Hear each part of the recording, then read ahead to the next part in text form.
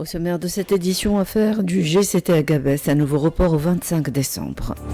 Projet de loi de finances 2026, adoption de nouveaux articles sociaux, fiscaux et écologiques, dont un article autorisant les agriculteurs à utiliser des drones. Vers un secteur énergétique plus inclusif, la Tunisie dévoile sa première étude nationale genre. Vous en saurez davantage tout à l'heure. Le syndicat des pharmaciens d'officine de Tunisie décide de suspendre le système du tiers payant à partir du 8 décembre courant.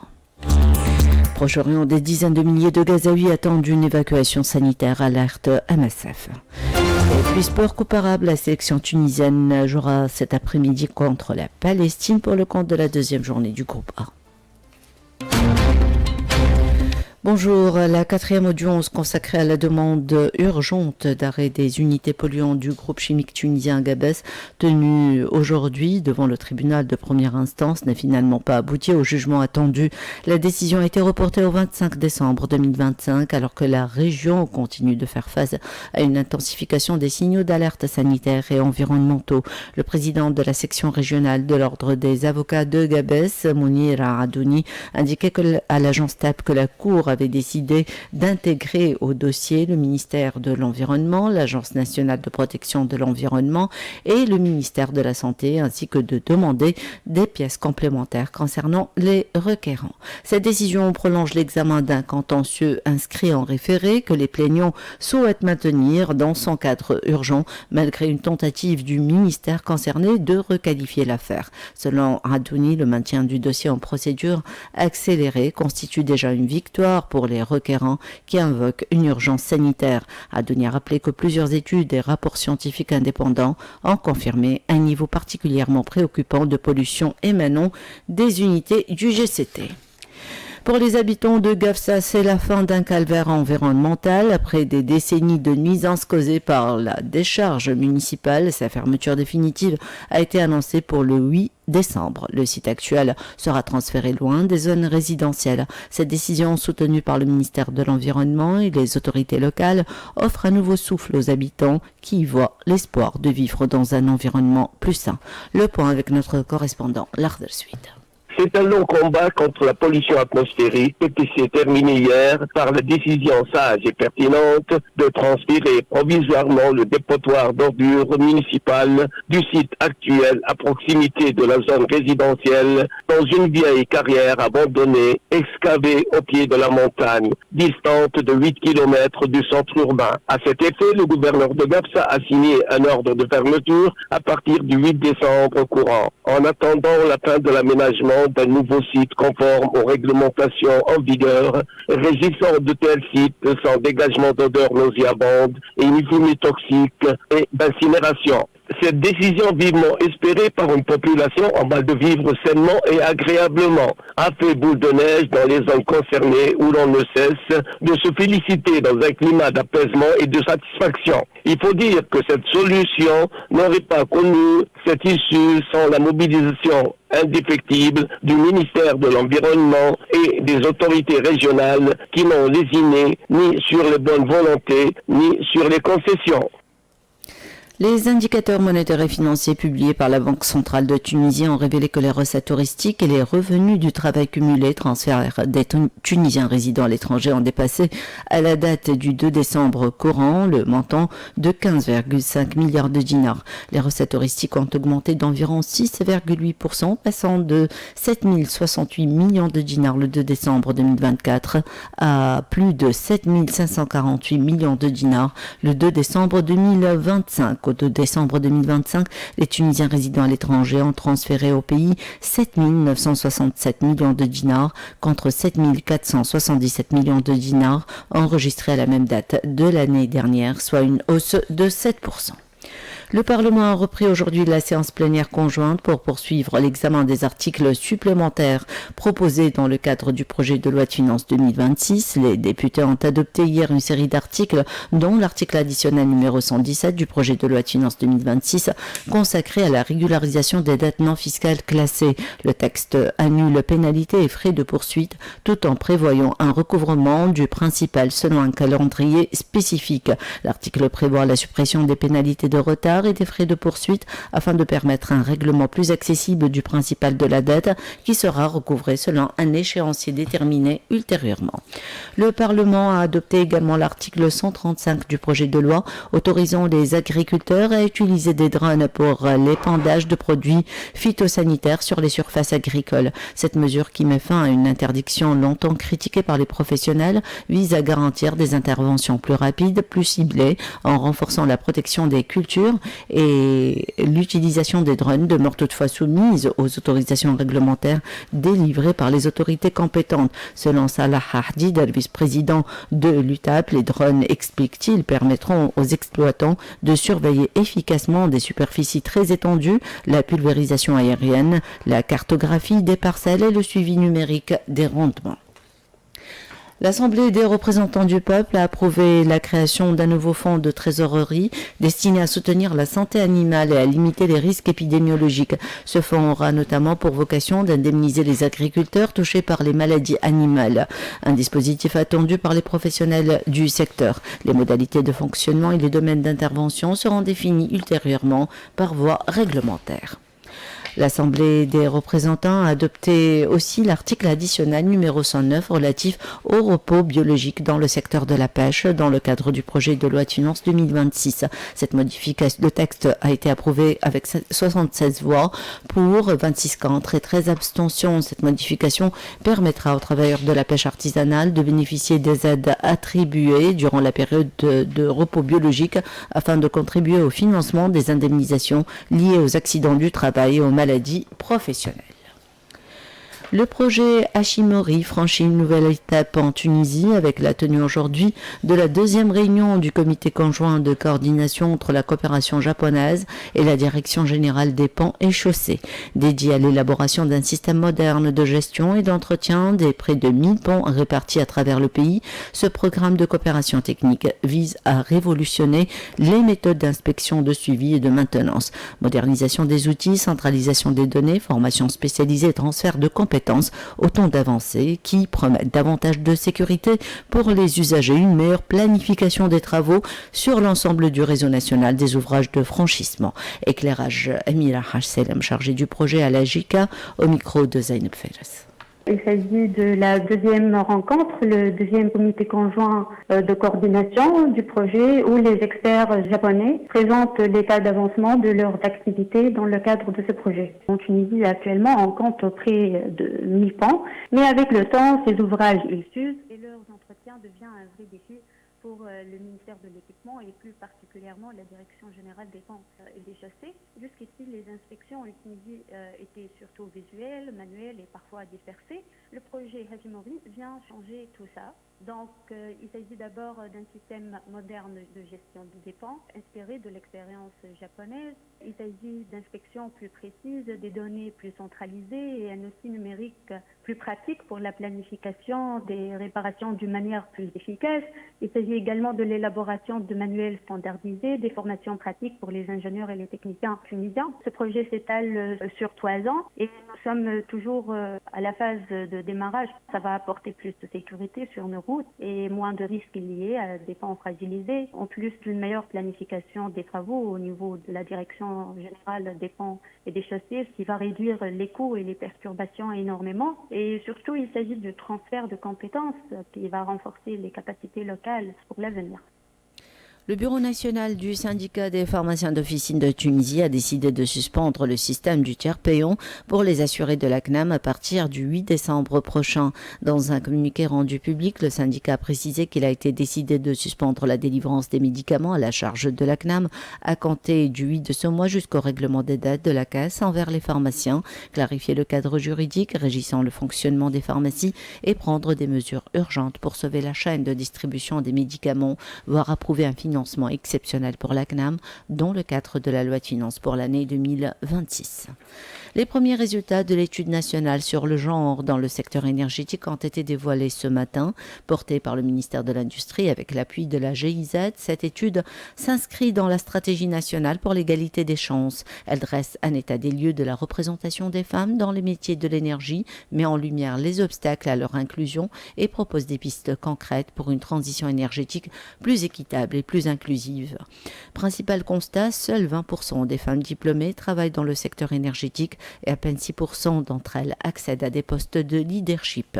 Des chiffres qui soulignent l'urgence d'engager plusieurs actions pour renforcer la présence féminine et son inclusion dans le secteur des énergies renouvelables. De Rachida, chef de projet à la GIZ, au micro de Rajib Ben Amara. Notre étude confirme encore une fois qu'on a plus de 50% des femmes qui sont diplômées chaque année des universités nationales ou des écoles d'ingénieurs, mais à la fin, nous n'avons que 20% qui sont dans le secteur de l'énergie et uniquement 6% dans des postes de leadership. Ça montre qu'il y a un vrai souci, il y a des challenges sur lesquels on doit travailler et il y avait beaucoup de travail participatif avec tous les participants aujourd'hui, du secteur privé, public, société civile également. L'idée de trouver quelles sont les actions à entreprendre pour remédier à ces challenges et qu'on puisse arriver ensemble aux objectifs de la transition énergétique. Le secteur des énergies renouvelables, c'est un nouveau secteur. Il va donner des nouvelles possibilités, des nouveaux postes. Et donc, c'est maintenant le moment que la femme aussi se positionne dans ce secteur et qu'elle puisse créer des entreprises et pousser à atteindre les objectifs nationaux. Les experts en genre recommandent également de développer l'écosystème entrepreneurial dans les énergies afin de créer de réelles opportunités et de faciliter l'intégration des femmes dans ce domaine en pleine transition. Béchir Laswad, expert senior en genre, au micro de Rajib Ben Amara. La réalité du secteur aujourd'hui, à travers l'ensemble des études, montre que le cadre réglementaire global et les documents stratégiques aujourd'hui mentionnent d'une manière explicite en fait la diversité des genres au niveau du secteur. Néanmoins, cet avantage en fin de compte donc souffre d'un certain nombre de limites, dont notamment la déclinaison de ces stratégies au niveau opérationnel pour que ces orientations stratégiques deviennent une réalité. Mais là où il faut faire plus de travail, c'est au niveau de la participation de la femme dans les postes de prise de décision, alors qu'il y a un potentiel énorme de la femme tunisienne pour pouvoir accéder à des postes de décision. 4 axes en fin de compte qui ont été retenus pour pouvoir pallier à ces insuffisances. L'axe 1, c'est comment rendre la gouvernance du secteur beaucoup plus inclusive, c'est-à-dire participation des femmes dans les instances de décision, planification claire, etc. 2, renforcement des capacités des femmes pour qu'elles accèdent à la fois aux postes de décision, mais en même temps aussi elles accèdent également aux postes techniques pour leur montrer que les postes techniques ne sont pas l'apanage des hommes. 3, c'est développer l'écosystème d'une manière inclusive, c'est-à-dire partenariat, société civile, organismes de financement, etc. et encouragement de l'entrepreneuriat. Et pour terminer, un système de mesures pour dire où est-ce qu'on nous en sommes actuellement et comment on est en train de progresser au niveau de notre inclusion des gens. La coopération transfrontalière entre la Tunisie et l'Algérie connaît une nouvelle impulsion visant à concrétiser plusieurs projets communs arrêtés lors de précédentes rencontres. C'est dans ce contexte qu'une délégation menée par le gouverneur de Jandouba s'est rendue à Taref en Algérie du 2 au 5 décembre pour discuter des voies de communication et de la réalisation des initiatives bilatérales. Notre correspondant dans la région du Nord-Ouest, Jamel Tibi, nous en dit plus. C'est d'ailleurs dans cet esprit de relance de la coopération bilatérale et de volonté d'aller de l'avant pour réaliser un nombre de projets arrêtés en commun cette année à Tabarka qu'une délégation présidée par le gouverneur de Jandouba s'est rendue à Taref en Algérie pour discuter des voies de communication et des moyens de concrétisation des projets communs, notamment le centre d'alerte commun précoce pour la protection civile à Ain Graham, le centre de formation professionnelle et l'accélération des échanges entre les deux régions. Outre la création d'une zone de libre-échange et la réalisation d'autres projets retenus également dans le cadre de la feuille de route agréée lors de la réunion de Tabarka en janvier dernier. Cette visite se déroule du 2 au 5 décembre et devrait permettre le renforcement de la coopération bilatérale et favoriser une valorisation des produits du terroir frontalier dans les deux gouvernorats et surtout booster l'investissement privé et la création de l'emploi dans les deux régions qui ont déjà scellé de solides relations de coopération bilatérale entre elles. La centrale syndicale hausse le ton. Demain, vendredi 5 décembre, l'UGTT fixera la date d'une grève générale nationale dénonçant le refus de toute négociation autour des revendications sociales et syndicales jugées urgentes. Semi Tahri, secrétaire général adjoint de l'Union générale tunisienne du travail, indiquait que l'instance administrative se réunira demain 5 décembre pour arrêter officiellement la date de la grève générale. Selon Tahri, le mouvement de grève portera sur 3 axes majeurs: l'exigence d'un véritable dialogue social, la défense du droit de négociation collective et du droit syndical, ainsi que le rejet de l'augmentation prévue dans le projet de loi de finances 2026 pour les secteurs publics et privés. Il a qualifié cette hausse de 3,8% d'inacceptable. L'UGTT qui organise aujourd'hui une marche qui s'inscrit dans un parcours symbolique, rassemblement à la place Mohamed Ali, puis déplacement vers plusieurs quartiers avant d'atteindre le mausolée du martyr, suivi d'une cérémonie de recueillement et de la lecture de la Fatiha. Le secrétaire général Nordine Taboubé y prononcera un discours. Cette commémoration rappelle chaque année le transfert de la dépouille du martyr de Kerkena vers Tunis. Le grand militant et opposant politique Ahmed Najib Cheibi a été arrêté aujourd'hui à son domicile, ont indiqué des sources de sa famille. Ahmed Najib Cheibi était visé par une procédure judiciaire dans le cadre de l'affaire dite de complot contre la sûreté de l'État, dans laquelle plusieurs figures de l'opposition sont poursuivies. Il avait à maintes reprises dénoncé un dossier totalement fabriqué, instrumentalisé à des fins politiques.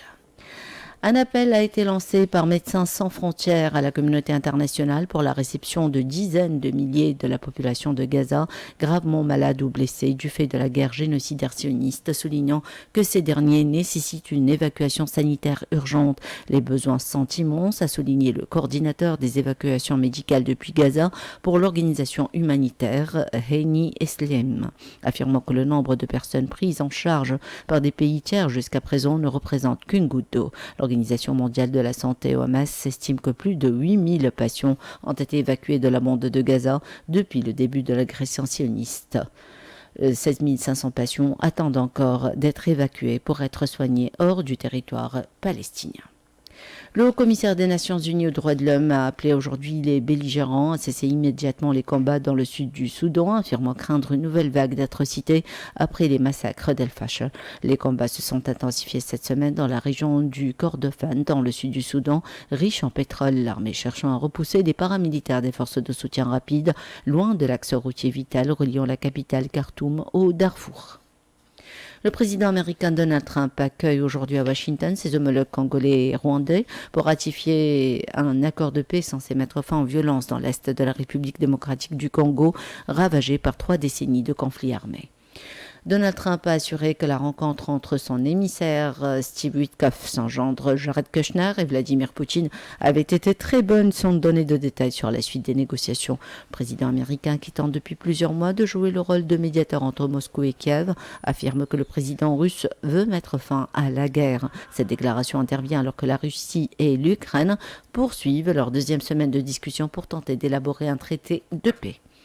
Sport Coupe arabe FIFA 2025, la Tunisie qui a été défaite du premier match de son groupe par la Syrie 0-1 jouera son second match aujourd'hui à 15h30 au Lusail Stadium face à la Palestine. Victorieuse au premier match face au Qatar, jouant à domicile 1-0. Ce sera un match où la raison doit l'emporter sur le cœur car une seconde défaite serait fatale pour la suite de ce tournoi financièrement bien doté. Semi Trabelsi affiche une grande confiance. Les joueurs semblent également déterminés à prouver que la défaite de lundi était un accident de parcours et qu'il reste encore favori pour figurer dans le dernier carré. Sport toujours, natation, initialement tête de série numéro 1 du 1500 mètres, Ahmed Jaouedi a finalement déclaré forfait lors de la première journée de l'US Open 2025 à Austin. Champion du monde de la distance et auteur d'un meilleur chrono mondial de l'année, le nageur tunisien était très attendu dans ce qui devait constituer l'affiche majeure du meeting. Prévision météo avant de clore cette édition, un temps fortement perturbé sur plusieurs régions du pays, des nuages parfois denses toucheront l'extrême nord et localement le sud-est, des précipitations gagneront en fin de nuit le reste des régions du nord et localement le centre-est, le vent soufflera du secteur nord-ouest relativement fort à fort sur le nord, les rafales pourront dépasser provisoirement les 70 km/h, notamment lors des passages orageux, les températures maximales varieront entre 8 et 12 degrés sur les hauteurs du nord et du centre et entre 13 et 18 degrés dans le reste des régions. Point final à cette édition, un rappel des principales informations. Projet de loi de finances 2026, adoption de nouveaux articles sociaux, fiscaux et écologiques, dont un article autorisant les agriculteurs à utiliser des drones. Affaire du GCT Agabès, à nouveau report au 25 décembre.